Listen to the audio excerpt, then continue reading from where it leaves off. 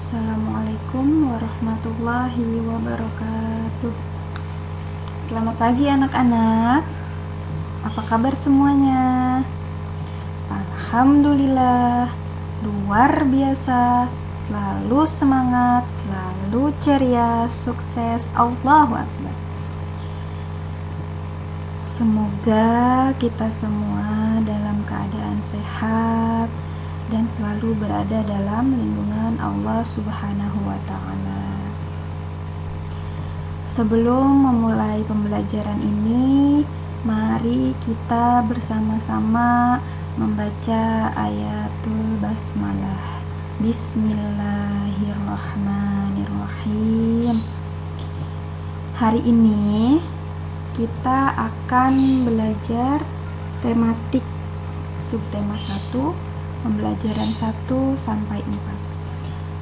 Boleh kita sambil buka bukunya ya. Coba kita buka halaman 28 ya.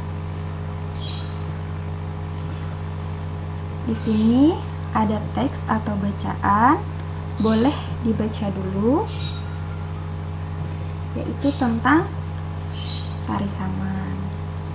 Boleh dibaca dulu ya.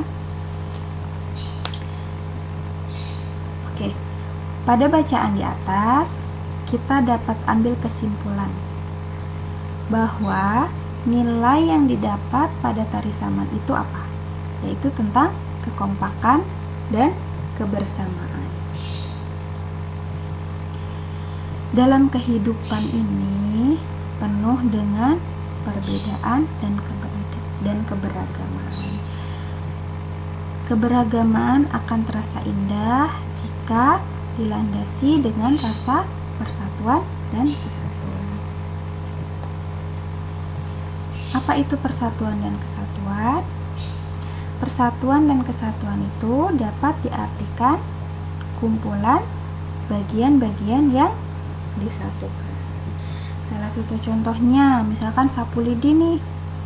Sapu lidi itu apabila dia satu sendiri, kan gak bisa dipakai buat nyapu, otomatis lama sekali akan bersihnya. Tapi apabila ratusan lidi itu dikumpulkan menjadi satu, maka pekerjaan itu akan lebih mudah untuk dikerjakan, akan lebih cepat bersihnya untuk dipakai nyapu ya. Dalam satu persatuan atau persatuan itu, kekompakan itu sangat penting dalam mewujudkan persatuan dan kesatuan. Dalam persatuan itu juga tidak selalu mementingkan diri sendiri dan mementingkan kelompok, akan tetapi dalam satu persatuan itu akan lebih mengutamakan kepentingan umum.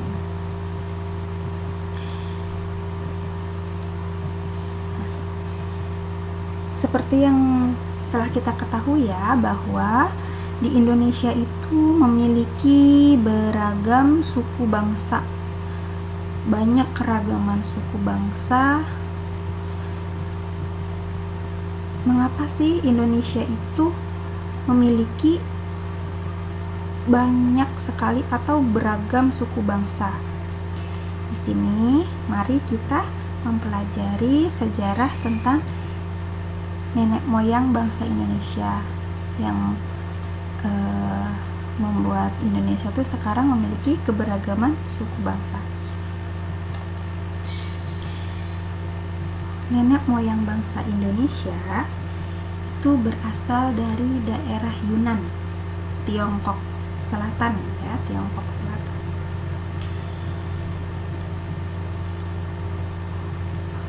Adapun gelombang perpindahan penduduk yang besar dari daerah Asia ke kepulauan-kepulauan di selatan itu dimulai sejak tahun 2000 sampai 500 sebelum Masehi. Nah, perpindahan mereka ke wilayah Nusantara ini atau Indonesia itu dikarenakan terdesak oleh bangsa lain yang lebih kuat. Jadi tempat tinggal asal nenek moyang kita itu tidak lagi memberikan kesejahteraan atau kenyamanan untuk hidup. Adapun kedatangan nenek moyang bangsa Indonesia itu terjadi menjadi 2 gelombang.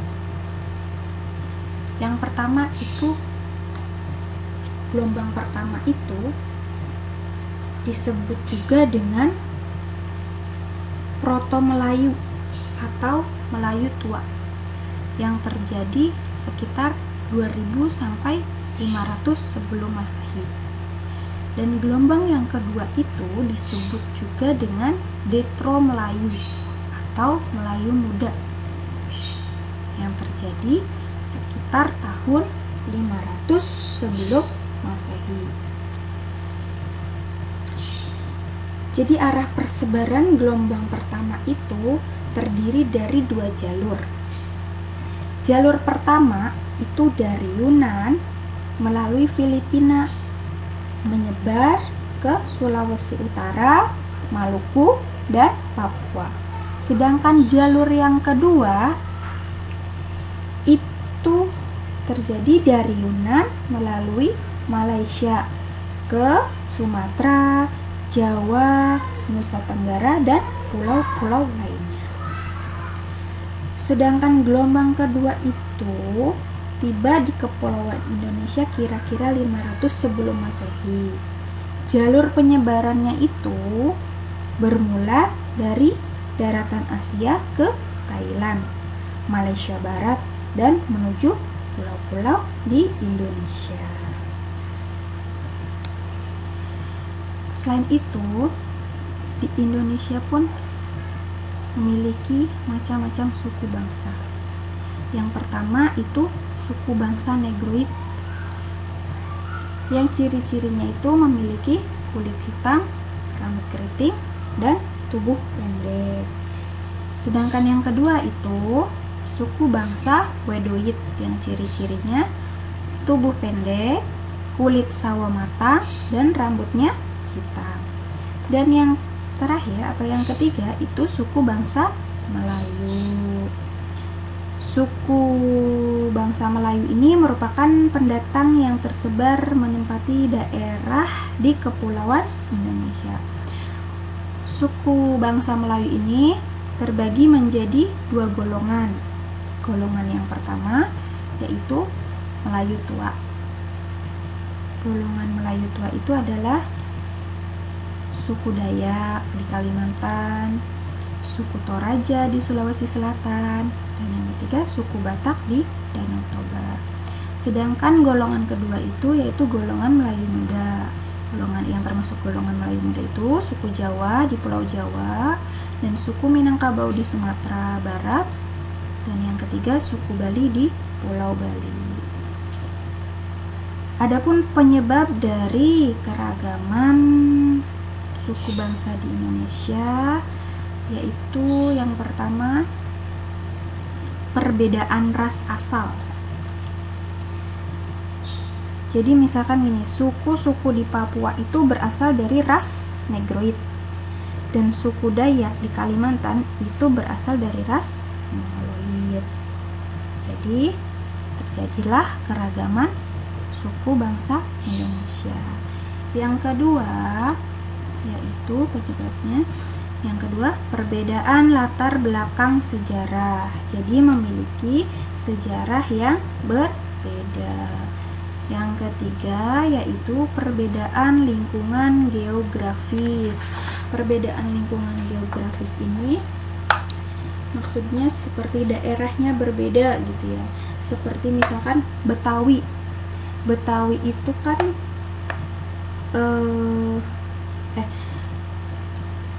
bukan Betawi ya. Misalkan perbedaan lingkungan geografis itu misalkan suku Tengger. Dia tinggalnya di daerah mana? Daerah pegunungan. Dengan suku Bugis yang hidupnya daerah pesisir. Jadi letak geografisnya berbeda ya. Yang terakhir yaitu perbedaan agama dan kepercayaan. Karena di Indonesia ini selain suku yang berbeda, agama dan kepercayaannya pun banyak yang berbeda. Misalkan daerah Bali. Kalau daerah Bali itu kebanyakan penganutnya agama apa? Agama Hindu. Sedangkan suku Minangkabau itu kebanyakan daerahnya itu di sana menganut agama Islam. Seperti itu ya.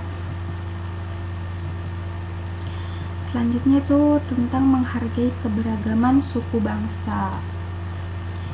Sebagai warga negara Indonesia, sudah sepatutnya kita tuh menghargai keberagaman suku bangsa, yaitu dengan cara yang pertama, menerima suku bangsa lain dalam pergaulan sehari-hari, meskipun mereka memiliki kebiasaan dan adat istiadat yang berbeda. Yang kedua itu tidak menjelek-jelekan, menghina dan merendahkan suku bangsa lain. Jadi kita itu harus saling menghormati, saling menghargai meskipun kita memiliki perbedaan ya. Selain menghargai keberagaman suku bangsa, kita pula juga harus menghargai keberagaman agama yang ada di Indonesia ini. Adapun keberagaman agama di Indonesia itu yaitu ada Islam, Buddha, Kristen, Katolik, Hindu, dan Konghucu. Selain itu, Indonesia juga memiliki keberagaman sosial dan ekonomi. Nah, keberagaman yang dimiliki bangsa Indonesia itu merupakan kekayaan bangsa yang harus kita jaga. Jadi, setiap warga negara itu harus saling menjaga, menghormati, dan menghargai keragaman tersebut sehingga kita dapat menciptakan rasa persatuan dan kesatuan bangsa. Selanjutnya, sekarang kita buka coba halaman 38 sampai 39. Di situ boleh kita lihat, kemudian kita baca-baca ya. Yang selanjutnya itu menghormati dan menghargai keberagaman budaya juga dapat dilakukan dengan cara mempelajari budaya daerah lain. Di mana mempelajari budaya daerah lain itu bertujuan untuk menambah pengetahuan dan wawasan kebudayaan dari berbagai daerah di Nusantara. Jadi dengan mempelajari budaya daerah lain, kita bisa menambah wawasan dan pengetahuannya tentang kebudayaan daerah-daerah lain ya. Adapun manfaat saling menghormati keragaman suku bangsa dan budaya yaitu terwujudnya persatuan bangsa. Karena kita harus saling menghormati kan, dengan menghormati itu akan terwujud persatuan bangsa, tidak mudah untuk terpecah belah. Kemudian yang kedua yaitu terciptanya keutuhan hidup bermasyarakat. Dan yang ketiga, tercipta rasa tentram, aman, dan nyaman di masyarakat. Yang keempat, mendorong masyarakat berperilaku baik. Jika kita saling menghormati antara satu dengan yang lain, antara suku yang satu dengan yang lain, antara agama satu dengan yang lain, maka dalam masyarakat kita itu akan bisa berperilaku dengan baik. Dan yang terakhir yaitu memperkuat ketahanan nasional sehingga tidak mudah untuk terpecah belah. Oke, cukup sekian penjelasan dari Bu Guru. Semoga dapat difahami dan dapat dimengerti. Apabila ada yang belum dimengerti, boleh ditanyakan ketika tatap muka ataupun lewat WA ya. Sebelum mengakhiri pembelajaran ini, mari kita bersama-sama membaca doa kafaratul majlis. Bismillahirrahmanirrahim. Subhanaka Allahumma wa bihamdika asyhadu an la ilaha illa anta astaghfiruka wa atubu ilaik. Sekian dari Bu Guru. Wassalamualaikum warahmatullahi wabarakatuh.